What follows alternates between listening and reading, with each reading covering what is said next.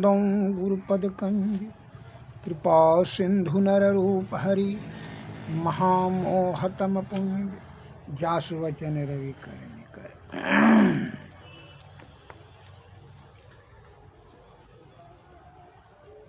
असगंध अस्कंद 11 अभ्यास 4 के वाक्य में आया है।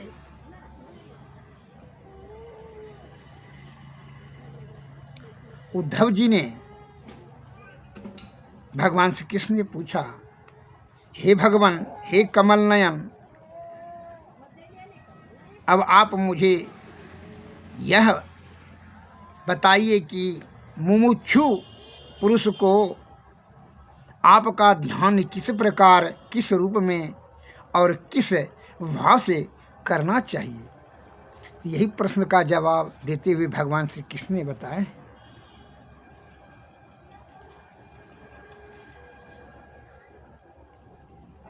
भगवान उवाचः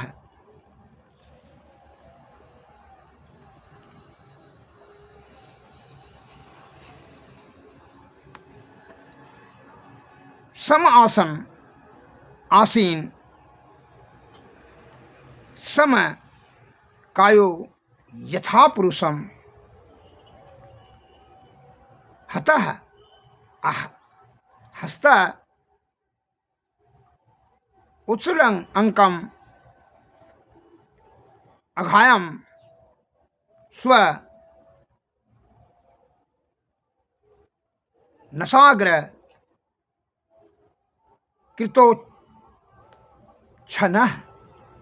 अर्थात भगवान कृष्ण बोले, हे उद्धव, सुखपूर्वक सम आसन से शरीर को सीधा रखकर बैठें, हाथों को तर्व पर गोद में रखें और दृष्टि को नासिका के अग्रभाग में स्थिर करें। दृष्टि के नासिका को अग्रभाग में अर्थात बिंदु पर स्थिर करें। ध्यान करने की विधि, सुखपूर्वक बैठ करके गोद में दोनों हाथ को लेकर के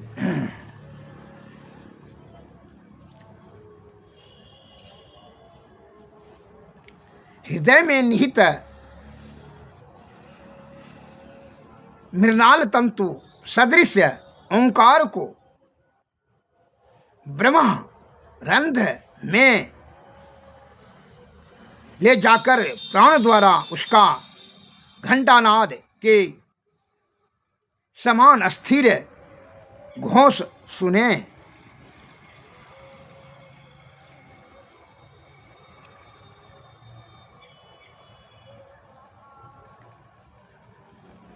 अर्थात अगर यदि मन और अहंकार के अधीन होकर के आप अगर यदि इधर उधर के बात का चिंतन करने लगते हैं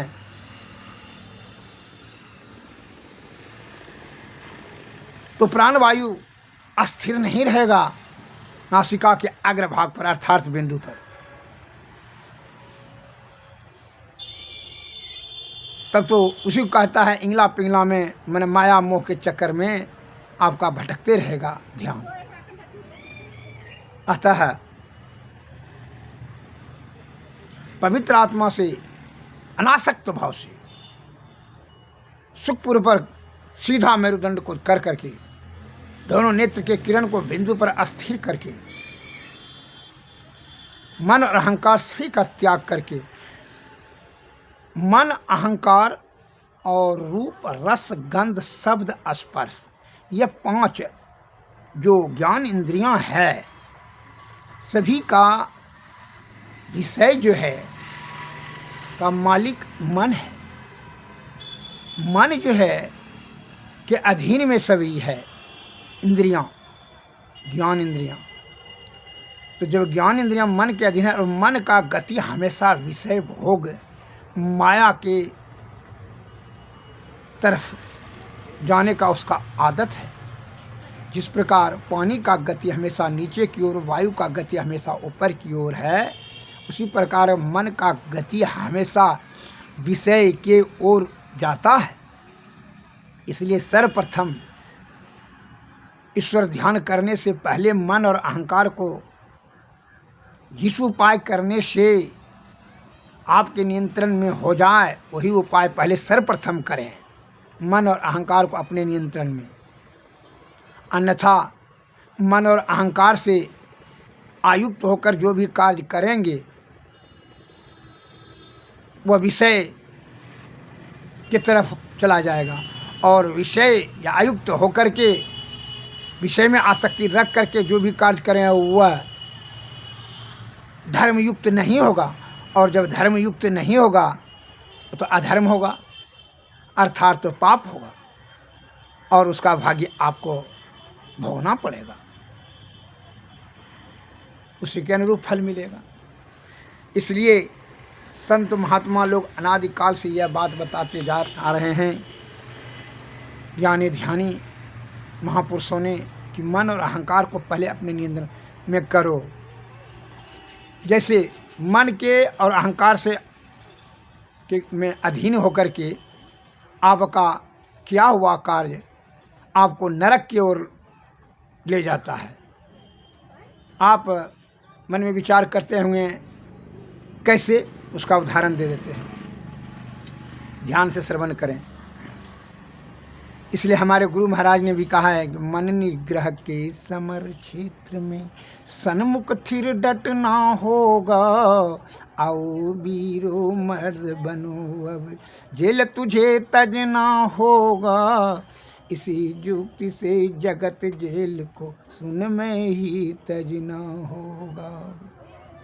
मन की चंचलताई से बल कर कर के बचना होगा, वक्त नहीं है ये वीरो अब गाफिल होकर सोने का, बिंदुराहा से निकल बहादुर तमंडल टपना होगा, इसी युक्ति से जगत जेल को सुन में ही तजना होगा। शब्द मंडल में सार शब्द है, गुरुगम होकर धर लेना। शब्द मंडल में ही सार शब्द है, गुरु महाराज कह रहे हैं उसी को धर लेना, उन्हीं का शरण कर लेना, अनुसरण करना। शब्द मंडल में सार शब्द है, गुरुगम होकर धर लेना, इसी युक्ति से जगत जेल को सुन में ही तजना होगा। शब्द मंडल में सार शब्द है, और सार शब्द से जो है आपका वहाँ तो उससे आगे में, वहाँ दामन दम कई चंदा चमकई सूर्य तपे ज्योति मंडल, और उस मंडल से आगे वीरो और तुम्हें बढ़ना होगा, इसी युक्ति से जगत जेल को सुन में ही तजना होगा।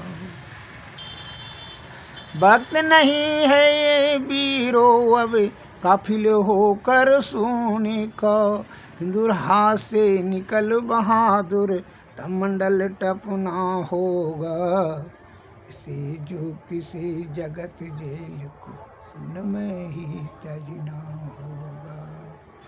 मैं लघु कथा के माध्यम से आपको मैं बताना चाहता हूँ कि मन और अहंकार के अगर यदि अधीन होकर के आप कार्य करेंगे तो कैसे अधर्म हो जाएगा, और उस अधर्म के कुप्रभाव से आपको नरक जाना होगा। कैसे, मैं उदाहरण देता हूँ। एक अहंकार से, पहले अहंकार का मैं उदाहरण था। निजामुद्दीन साहब वह 60 बार हज करके आए थे, उनको बड़ा अहंकार हो गया। जो भी उनका शिष्य बनने के चेष्टा से आते थे, उनसे गुरु दीक्षा लेने के लिए आते थे, तो उनको यह बड़ी अहंकार से कहा करते थे कि आपको पता नहीं है हम कितना बड़ा ज्ञानी और ध्यानी हैं, अल्लाह को मानने वाला, कितना बड़ा हम धर्मात्मा हैं। हम 60 बार हज करके आए हैं, 5 बार जो है दिन में नमाज पढ़ते हैं। हमारा तो स्वर्ग जो है वह तो रिजर्वेशन कोटा में है, तो निश्चित है स्वर्ग जेबे करेंगे। बड़ा अहंकार से यही सभी शिष्य को यही कहते थे। तो एक दिन निजामुद्दीन साहब ने सपने में देखा कि यमराज जो है एक जगह बैठे हुए हैं, वह एक धर्म जो है एक स्वर्ग का जाने का मार्ग था, एक नरक की तरफ जाने का मार्ग था। उसी बीच में यमराज बैठे। तो जैसे यमराज साहब ने छड़ी के इशारे पर सबको जो उधर से लाइन से आ रहे हैं, मर मर के पृथ्वी से लोक से जिस भी किसी प्रकार का लोक से जो जाते हैं वहाँ, तो यमराज ने उसको इशारा से देते हैं, किसी को नरक का मार्ग बताता है, किसी को स्वर्ग का। तो निजामुद्दीन साहब जब गए तो स्वर्ग की तरफ बढ़ने लगा, कहा रुकिए, डांटते हुए कहा रुको, तुम नरक की तरफ जाओ। निजामुद्दीन साहब ने कहा, यमराज साहब आप भूल रहे हैं, हम 5 बार दिन में नमाज पढ़ते थे, 60 बार हम हज करके आए हैं, हम तो इतना बड़ा धर्मात्मा हैं और आप हमको स्वर्ग जाने से रोकते हैं। आप कहते हैं कि नरक की तरफ जाइए। क्यों? हमारा कितना धर्म का प्रभाव है, हम नरक क्यों जाएंगे? तो यमराज ने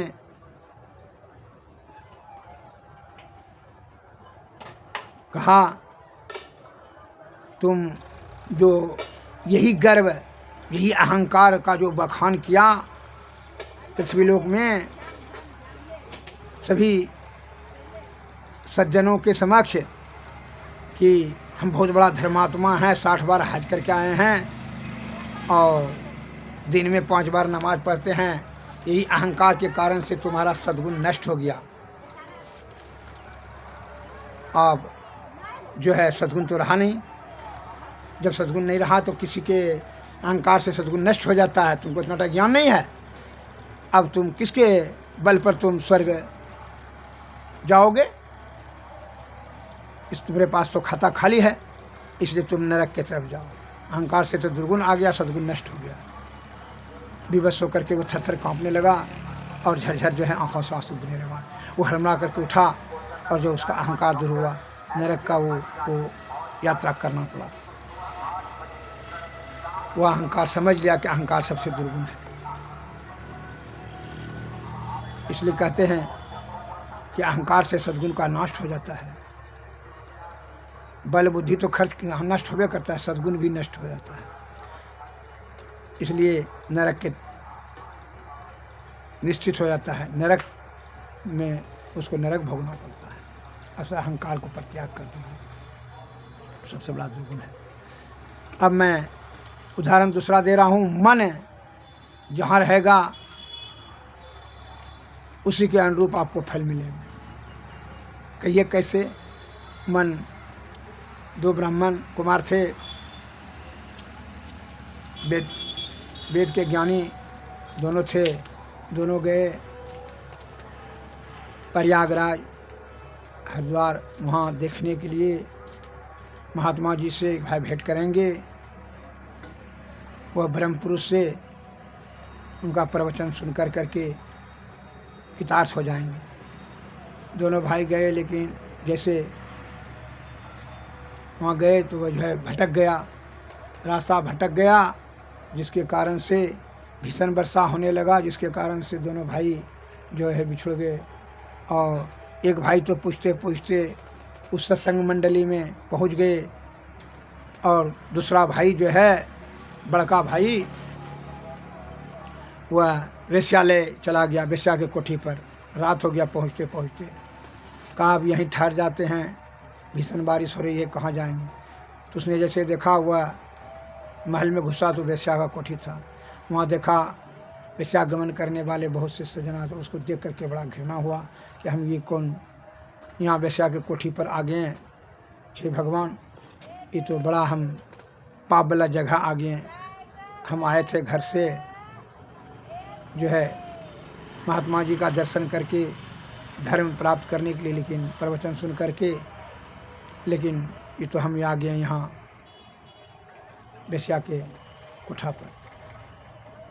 इस प्रकार से रात भर पछताते रहा कि किसी प्रकार सुबह हो जो कि हम फिर पूछते हुए सत्संग में जाएं और महात्मा जी का दर्शन करके कृतार्थ हों। और जो सत्संग मंडली में जो भाई छुटका पहुंचा था उसका ध्यान था कि यहाँ सुनते हैं सुंदर सुंदर वेश्याएँ हैं, कोठी है वेश्या की, नृत्य बढ़िया बढ़िया नाच गान रंगारंग कार्य होता है। अगर वहाँ जाते तो कितना आनंद गीत भजन संगीत सुनते हैं, सुंदर स्त्रियों का नृत्य देखते हैं। इसका ध्यान वेश्या के प्रति रात भर रहा। सत्संग में रहते पर भी इसका मन वहाँ नहीं रहा। कहा जैसे कि सवेरे होगा तो वहीं जाएंगे। यह सवेरा जैसे हुआ, यह वेश्या की कोठी पर जाने के लिए ये तैयार हो गया और जाने लगा। और उधर जैसे सवेरा हुआ वो बड़का भाई वहाँ वेश्या की कोठी पर से सत्संग मंडली आने लगा। दोनों भाई जाते जाते जो है, एक भाई तो जो है बस से टकरा के मर गए और एक भाई वर्षा वज्रपात के कारण से वो भी उसी वज्रपात में आकर के मर गए। दोनों मर गए। मर करके वहाँ पहुँचे जब धर्मराज के पास, तो एक ठो को जो छोटका ब्राह्मण कुमार था, छोटा भाई था, तो उसको जो है वह जो कि सत्संग में रात भर सुना था महात्मा जी के प्रवचन, लेकिन सुन करके भी उसका ध्यान मन कहाँ था, वेश्यालय पर। उसको नरक भेजा और जो वेश्यालय कोठी पर था तो उसको स्वर्ग भेजा। इस प्रकार से पूछने पर कारण बताया धर्मराज ने, महाराज हम तो सत्संग में थे तो हमको स्वर्ग जाना चाहिए, क्योंकि तुम सत्संग में थे, प्रवचन तू सुन करके भी नहीं सुन रहा था, तुम्हारा ध्यान तो मन सदैव वेश्या के प्रति आसक्ति था। और उसका जो है वो वेश्या कोठी पर रहने के बाद भी इसका सत्संग महात्मा जी के प्रति था, मन उसका महात्मा जी के प्रति था, वेश्या में आसक्ति नहीं थी। अतः इसलिए इसको स्वर्ग स्थान दिया गया, अनुमति जाने का, और जो है तुमको नरक जाना पड़ेगा, इसलिए कि तुम्हारा मन वेश्या के प्रति आसक्त था। एवं प्रकार से दोनों को इस प्रकार दोनों को निर्देश दिया, और किसी को स्वर्ग और किसी को नरक। जिसका मन विषय में आसक्त था उसको नरक, और जिसको विषय से अनासक्त था, महात्मा जी के प्रति सत्संग के प्रति मन दृढ़ था, ध्यान था, तो उनको स्वर्ग भेजा। इसलिए मन को नियंत्रण में रख करके विषय से अनासक्त भाव से ईश्वर का चिंतन करेंगे तो ईश्वर की प्राप्ति होगी। कहा कि मन और अहंकार ने आपका ध्यान बिंदु पर केंद्रित नहीं होने देगा, इसलिए मन और अहंकार को नियंत्रण में करो, तब विषय अपने आप शांत रहेगा। रूप रस गंध शब्द स्पर्श जो है, ये जो विषय है ज्ञान इंद्रियों का, जैसे नेत्र, यह रूप इसका देखना काम है, लेकिन मन ने इसको काम वासना जागृत करा देता है। और जब मन आपके नियंत्रण में रहेगा, समदर्शी हो जाएगा, तो फिर यह है सही मायने में सही बात सोचेगा कि नहीं, रूप में प्रभावित नहीं होगा। शब्द से जैसे किसी कोई कठोर शब्द कहा क्रोध हो, और मीठा शब्द कहा तो फूस नहीं होगा। जब मन नियंत्रण में रहेगा तब। ज्ञान इंद्रियों का काम है ज्ञान प्राप्त करना, मन का काम है विषय की तरफ धकेलना। बहुत बढ़िया लगता है। मांस मछली अंडा दारू खूब बढ़िया लगता है, यह रस का है। लेकिन वो कितना घातक होता है, जो कि रोगग्रस्त हो जाता है और अल्पायुवान हो जाते हैं। वही ये रस का चक्कर छोड़ दीजिए। जैसे चिरोता खाएंगे, कड़वा कसीला चीज़ खाएंगे, कटकरजा खाएंगे, जामुन खाएंगे, कौहा मोहा बबूल तिलकोचा गुरिलत्ती पचगुरिया कस्सा और कड़वा चीज़ खाएंगे, वह निरोग रहेंगे, शरीर स्वस्थवान रहेगा, आरोग्यवान रहेगा, दीर्घायुवान रहेगा। तो ये रस मना के चक्कर में फंस करके आप अमृत को छोड़ करके या मांस मछली अंडा दारू को सेवन करते हैं। ये रस का चक्कर है, मन के बहकावे में आकर।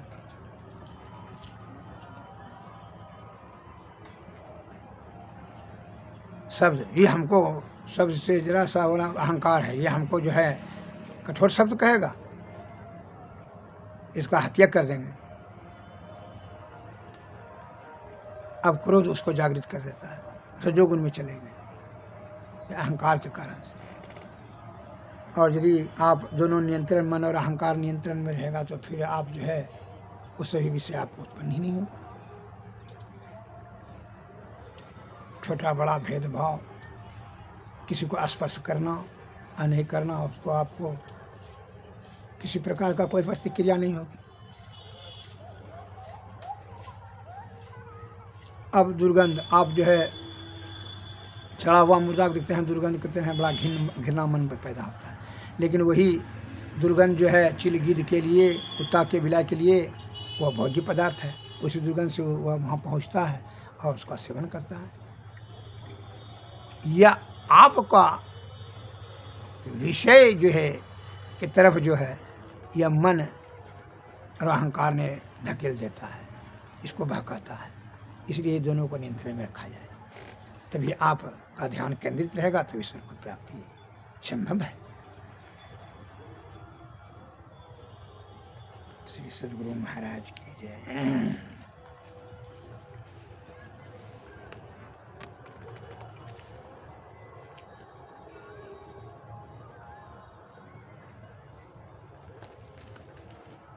गुरु महाराज के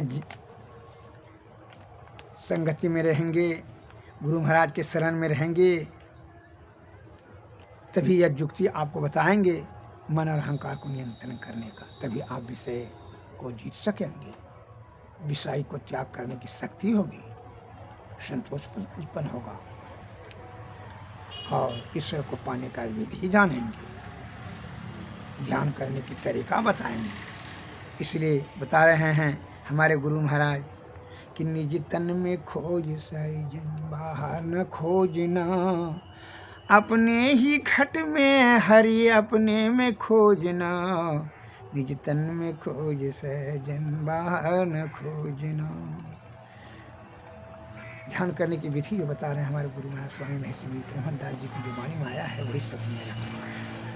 दो नैन नजर जोड़ी के एक नोक बना के, अंतर में देख सुन सुन अंतर में खोजना, निज तन में खोज सहजन बाहर न खोजना। तिल द्वार तक के सीधे सूरत को खींच ला, अनहद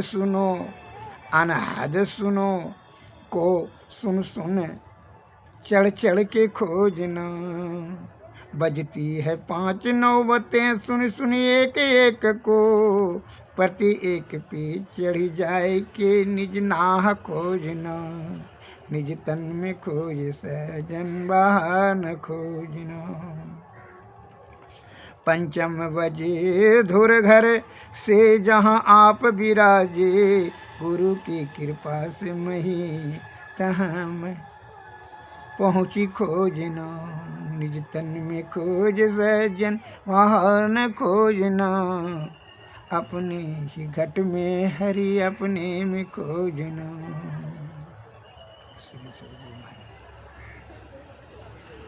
हमारे गुरु महाराज के वाणी माया है, इसी प्रकार आप अंदर में ही खोजें। इससे भगवान श्री कृष्ण ने कहा कि सीधा मेरुदंड सुख आसन पर बैठ कर करके सुखपूर्वक मन और अहंकार को नियंत्रण में करके इंद्रियों के विषयों को परित्याग करके आप गोद में दोनों हथेलियों को लेकर करके ध्यान करें, ईश्वर का चिंतन करें, ध्यान करें, अस्थिर करें बिंदु पर, नसाग्र के अग्रभाग पर यह ध्यान अस्थिर करें। इससे क्या होगा, प्रणव बिंदु पर ध्यान अस्थिर होने से आपको ईश्वर की प्राप्ति संभव हो जाएगी। यह गुरु महाराज के सेवा से युक्ति जानेंगे और युक्ति से भक्ति करेंगे तब मुक्ति हो जाएगी, इसमें जरा भी संशय नहीं। आप पूर्ण आस्था और श्रद्धा, पूर्ण विश्वास के साथ सत्वगुण में रह के सदाचार का पालन करके सदगुरु की शरण में जाएं और उनकी सेवा करें, और उनकी सेवा से आपका उनका ज्ञान प्राप्त हो जाएगा। जिस प्रकार कोदाली से खोदते खोदते पृथ्वी में जल प्राप्त हो जाता है, उसी प्रकार गुरु की सेवा से, निष्कपट और निश्चल भाव सेवा से उनकी संपूर्ण ज्ञान आपके मस्तिष्क में प्राप्त हो जाएगा। और तब फिर तो कहना क्या है, प्रति जीवात्मा को परमात्मा का दर्शन अर्थात मोक्ष की प्राप्ति हो जाएगा। श्री सद्गुरु महाराज की जय, श्री सद्गुरु महाराज की जय।